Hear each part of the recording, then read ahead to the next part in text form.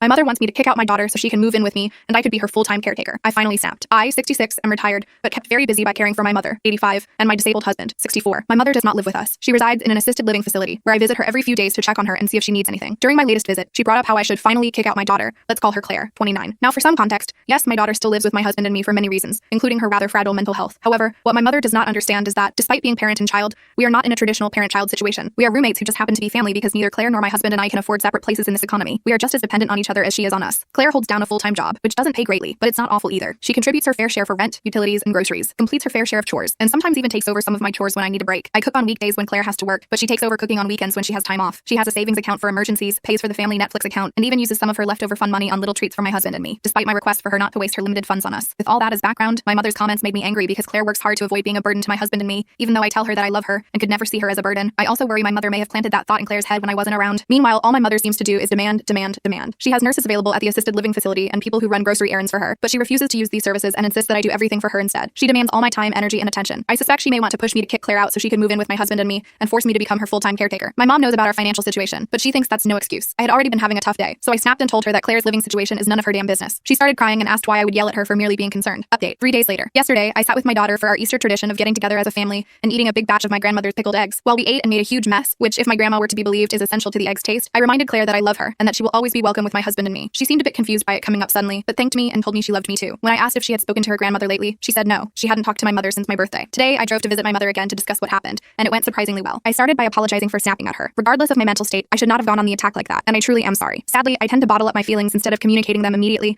and it's something I know I need to work on. However, I also told my mother that I am not willing to talk about Claire's living situation with her, and I asked her to use the facility services a bit more in the future instead of always relying on me, because I have a life of my own and a husband who also needs me, probably more than she does, but I didn't say that part out loud. She started crying again, asking why Claire and I hate her so much. She talked about how Claire never calls and only seems to acknowledge her existence when she has to, and that she has now also turned me against her. She asked if I was really so sure that Claire wouldn't eventually start ignoring me the way she is ignoring her. I was getting very impatient with her again, but I was prepared for it this time and managed to stay calm. I asked her to think back to her interactions with Claire over the past 5 years and the many moments of rudeness or outright cruelty toward Claire. I even named some specific instances Claire has told me about and asked her to put herself in Claire's shoes. Would she want to spend any time with someone who treated her like that? I felt ridiculous talking to my 85-year-old mother as if she were a 5-year-old child. However, when I told her that we love her but at times do not feel particularly loved by her, it seemed to actually get through to her. She stopped crying and told me that she didn't realize her comments hurt my daughter so badly. In my mother's defense, Claire, like me, has the habit of bottling up her feelings in the moment and disengaging instead of communicating unless she feels she can predict the other person's reaction perfectly. So she likely never told my mother that those comments hurt her and just started distancing herself. My mother promised to use the facility's services more and in turn asked me if we could go out and do something fun every now and then. Her definition of fun usually involves going to the casino with a very strictly enforced budget, so we'll see about that. It doesn't sound terrible for some mother-daughter bonding time. I'm not sure how things will develop now, but I am hopeful. I will tell Claire what her grandmother and I talked about today and see if she's willing to give her a chance to make amends. I won't push her though.